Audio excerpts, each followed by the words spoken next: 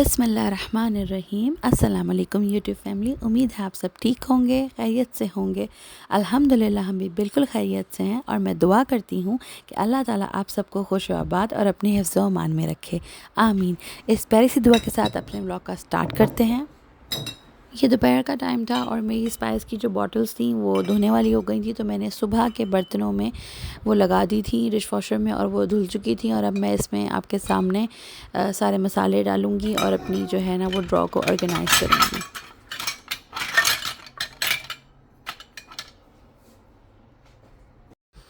ये spice bottle I am sure सभी घरों में जो है वो गंदी हो जाती हैं, तो इनको 1 महीने बाद या 2 महीने बाद आप अच्छे तरीके से धो लें और इसके अंदर फिर अपना सामान सारा रिफ़िल करें, सारे मसाले और सारे स्पाइसेस डालें, तो आपको सुकून रहता है, आपको काम करने में भी अच्छा लगता है, अच्छी फीलिंग आती है और आपकी ड्रॉ भी गंदी नहीं होती। तो ऑर्गेनाइज़ करना बहुत ज़रूरी होता है, चीज़ों को धोना, साफ़ सुथरा करना, इट्स वेरी इंपॉर्टेंट।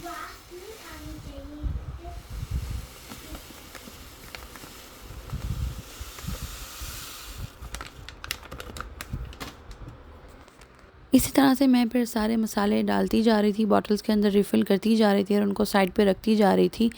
और ये काम मेरा बहुत अरसे से पेंडिंग था और मैं कोशिश कर रही थी कि मैं टाइम निकालूं, और घर के इतने छोटे-छोटे काम होते हैं कि आपको टाइम नहीं निकल पाता।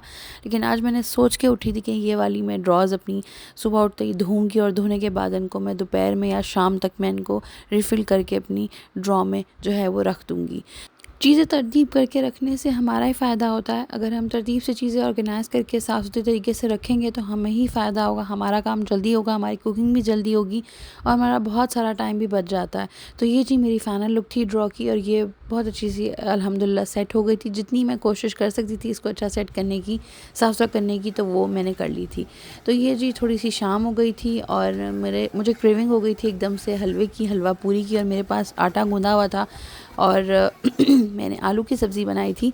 लेकिन आलू की सब्ज़ी के साथ मेरा दिल किया कि क्यों ना मैं हलवा बना लूं और आटे की जो छोटी-छोटी पेड़ियाँ बना के और राउंड शेप में उनकी पूरियाँ तल लूँ। तो वो एक मेरा जो है ना वो एक क्रेविंग पूरी हो जाएगी, क्योंकि मेरे घर में अक्सर आटे की पूरियाँ बनती थी संडे वाले दिन। और शायद बहुत सारे लोगों ने आटे की पूरियाँ नहीं खाई हों, लेकिन बहुत सारे लोग जो हैं वो आटे की पूरियाँ भी बनाते हैं और मैदे की भी बनती हैं। मैदे की ज़्यादा फेमस है, लेकिन आटे की भी बनती हैं बहुत सारे घरों में।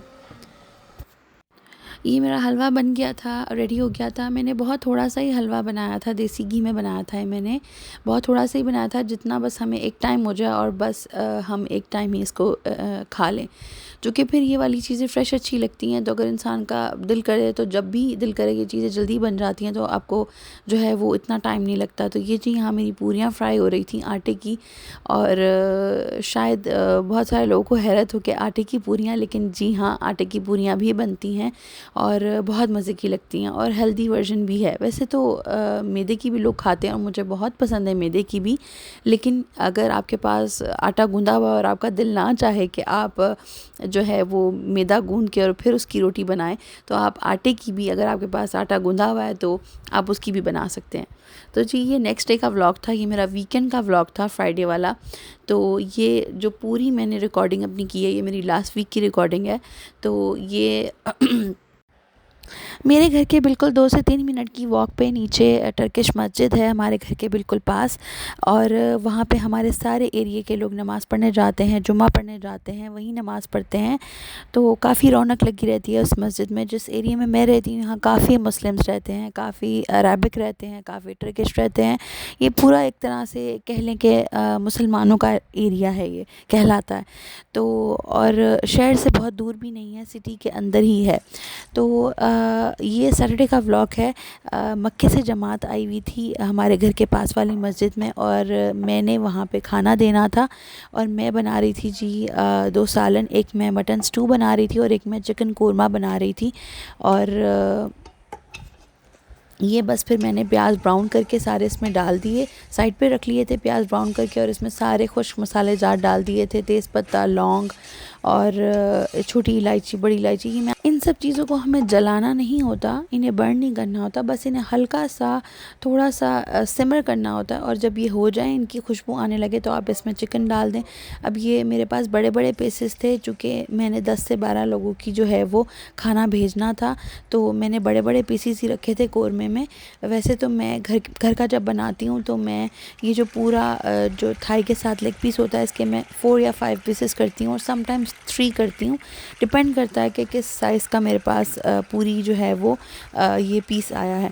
तो इसके मैंने इस दफ़ा 2 ही पीस किए थे। मेरा था कि ये ज़्यादा क्वांटिटी में बन रहा है, तो ये चूरा ना हो जाए, हलवा ना हो जाए, और ये टूट ना जाए बोटी, तो इसलिए मैंने उसके लिए बड़ा बर्तन भी लिया था, और मैंने बड़े पीसेस भी किए थे, और मैंने इनको कट्स लगा लिए थे। और अब मैं इसको थोड़ा सा फ्राई करूँगी गोश्त के अंदर, सॉरी, इसको फ्राई करूँगी ऑयल के अंदर। और ये आखिरी पीस भी मैंने डाल दिया था, और इसमें मैं अदरक लहसुन का पेस्ट डालूँगी। अभी मैं इसको थोड़ा सा भूनूँगी, थोड़ा सिमर करूँगी।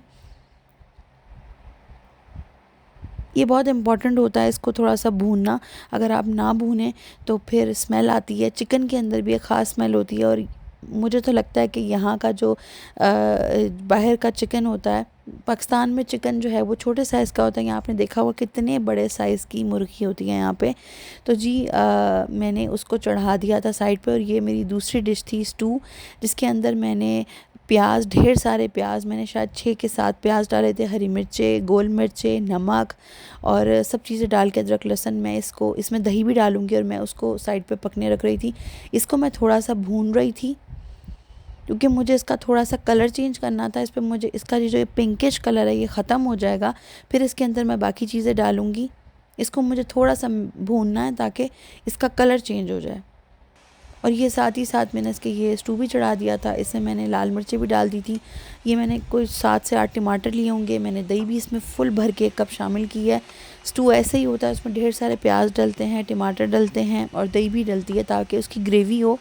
और ज़ाहिरी बात है फिर पूरा भी करना होता है, तो इसलिए ग्रेवी आपको थोड़ी सी रखनी पड़ती है। अब खाली बोटियाँ तो नहीं खाई जाती ना, तो इसलिए फिर थोड़ी सी ग्रेवी के लिए आपको प्याज की क्वांटिटी भी ज़्यादा करनी पड़ती है, टमाटर और दही भी आपको डालनी पड़ती है। और इसमें ऑयल भी मैंने अच्छा खासा डाला था, ये हाफ़ प्याली मैंने इसमें ऑयल डाला था, क्योंकि फिर ऑयल के साथ ही भुनाई होती है गोश्त की, और फिर उसी के साथ स्मेल निकलती है, अदरवाइज़ फिर स्मेल आती है। इसको मैं थोड़ा सा भूनूंगी, और इसमें मैं किसी भी आप खाने में जो भी जब भी पानी डालें, तो मेरी एक टिप है कि आप गर्म पानी शामिल करें। गर्म पानी से ये होता है कि बोटियाँ ठिठुरती नहीं हैं, और खाने का टेस्ट भी ख़राब नहीं होता। तो साथ ही साथ जैसे मैं इसको भून रही थी, तो मेरा पानी साथ ही केटल में गर्म हो रहा था, और फिर मैंने इसमें गरम गरम केटल से खौलता हुआ पानी डाला था, तकरीबन 1.5 लीटर। तो जी ये मेरा कौरमा तैयार हो गया था। मैंने जो प्याज ब्राउन करके साइड पे रख लिए थे, वो भी पेस्ट बना के मैंने इसके अंदर डाल दिए थे। और बस अब मैं इनको जो है ना वो बर्तन में निकाल रही थी। मेरे हस्बैंड ने कहा था कि कोई बहुत फैंसी बर्तन नहीं चाहिए, ऐसा बर्तन होना चाहिए खुला, जिसके अंदर वो लोग आराम से खाना निकाल सके, मर्द हजरात। तो बस ये जी मेरी स्टू की जो थी फाइनल लुक थी।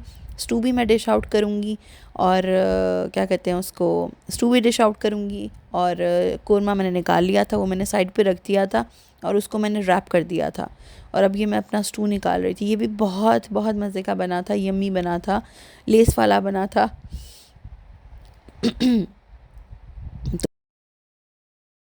ये स्टू की रेसिपी मेरी अम्मी की है। हमारे घर में कभी भी दावत होती थी या आम रूटीन में, तो अम्मी ये वाला स्टू बनाती थी, और बहुत मज़े का बनता था। और मेरा भी एग्जैक्टली उनके जैसा ही बनता है, जैसा वो बनाती थी वैसा ही टेस्ट आता है बिल्कुल। तो जी ये मैं हरा धनिया इसके ऊपर डाल रही थी, हरी मिर्चें, अदरक डाल रही थी। और अब हम जो असर की नमाज से पहले पहले हमें ये खाना देना था, और हमारी खूब दौड़ें लग रही थी, और पूरी फैमिली जो है वो एक्शन में आई हुई थी। तो जी ये मैं बना रही थी फ्रूट सैलड, रशियन सैलड, जैसी हमने अक्सर शादियों में इस तरह खाते हैं। तो उसमें के लिए मैंने क्रीम ली थी, थोड़ी सी मायोनीज़ ली थी, उसको मैंने अच्छा सा बीट कर लिया था बीटर से। और ये सारे मैंने फ्रूट्स काट के, जो भी आपको फ्रूट्स हैं वो जो पसंद हो, मैं डालती हूँ ज़्यादा इसमें अंगूर डालती हूँ, दोनों कलर्स के अंगूर डालती हूँ, केला डालती हूँ, सेब ज़्यादा डालती हूँ, एक फ्रूट कॉकटेल डालती हूँ। और उसको बस फिर मैं मिक्स करूँगी। थोड़ी सी मैं डेट्स और बादाम बादाम भी डालती हूँ उसके अंदर। आलमंड्स को जो है मैंने भिगो दिए थे थोड़ी देर के लिए, और जो डेट्स थी वो फ्रिज में रखी हुई थी तो वो थोड़ी सी जो है ना वो सख्त हो गई थी, तो इसलिए उनको भी मैंने थोड़ा सा लाइट सा आधे घंटे के लिए पानी में भिगो दी ताकि वो नरम हो जाए, और फिर मैं उनको क्रीम में जो है ना वो काट के डालूँ।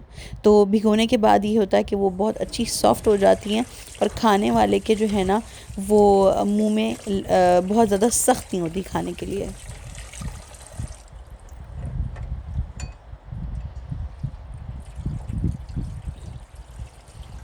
तो जी बस इसको मैं बस इसका पानी निकाल रही थी, इसको मैंने भिगो दिया था तो बस इसका मैं पानी निकाल के इसको बस जल्दी से 2-3 हिस्सों में कट करके, बादाम को चॉप करके, और 2 से 3 हिस्सों में वो कट करके उसको भी मैं जो है ना वो मैंने डेट्स भी इसके अंदर डाल दी थी। और ये बहुत मज़े की बहुत अच्छी सी सैलड क्रीमी सी बनी थी, और मेरे हस्बैंड बता रहे थे कि यही सबसे पहले सबने निकाली थी और बहुत शौक़ से सबने यही खाई थी, खाना इसी से शुरू किया था। तो इसको थोड़ी देर के लिए मैंने फ़्रिज में रखा था ताकि ये थोड़ी सेट हो जाए, वो बहुत ज़रूरी होता है फ़्रिज में रखना। और फिर सेट होने के बाद इसमें जो मैक्रोनी मैंने बॉईल की थी वो मैंने डाली थी। मैक्रोनी कोशिश करें आप बहुत ज़्यादा गर्म ना डालें। मैंने मैक्रोनी को 10 to 15 मिनट्स का जो था ना इसमें रेस्ट दिया था आफ्टर बॉयलिंग, और फिर मैंने उसके अंदर क्रीम सैलड के अंदर जो है ना ये डाली थी। आपका दिल करे आप इसमें आइसबर्ग लेटस भी डाल लें, इसके अंदर बंद गोभी भी डाल लें, लेकिन मुझे लगता है मुझे ज़रूरत नहीं होती, अगर होती तो मैं डाल लेती, लेकिन इसके बगैर ये बहुत मज़े की होती है। तो इसको भी फिर मैं बस डिश आउट कर रही थी, और इसको भी मैं रैप करके तैयारी सारी हो गई थी, और अल्हम्दुलिल्लाह असर से पहले हमें खाना देना था, और स्पीडे छोड़ के जो है ना वो हमने जल्दी जल्दी से बस ये सब कुछ रेडी कर लिया था। और अभी जब मैं वीडियो रिकॉर्ड कर रही थी तो सैलड देख के ना मेरा दिल कर रहा था कि मैं सैलड खाऊं। तो ये जो क्रीम सैलड मैक्रोनी सैलड थी जी, ये मज़ेदार किस्म के जो थे ये शीरमाल थे। ये टर्किश ब्रेड है जो यहाँ से मिलती है शॉप्स पे, और ये बहुत फ्रेश थी और मेरे हाथ से पकड़ी नहीं जा रही थी चूँकि ये हॉट थी, गर्म थी बहुत। और ये हमने एज़ अ रोटी उनको हमने ये इसके साथ ये सर्व की, फ्रूट सैलड, ये शीरमाल, और जी ये 2 सालन। तो जी पूरी फैमिली एक्शन में आई हुई थी, हम लिफ्ट से जा रहे थे नीचे की तरफ ताकि हम ये गाड़ी में सारा सामान रखें। और मैंने अपने हस्बैंड से कहा था कि प्लीज़ जो है ना वो अगर हो सके तो एक क्लिप बनाइएगा मस्जिद में जाके, तो उन्होंने बस फिर ये क्लिप बनाया था।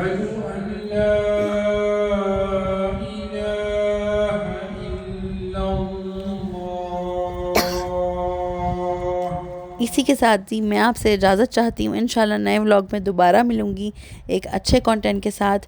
अल्लाह हाफ़िज़।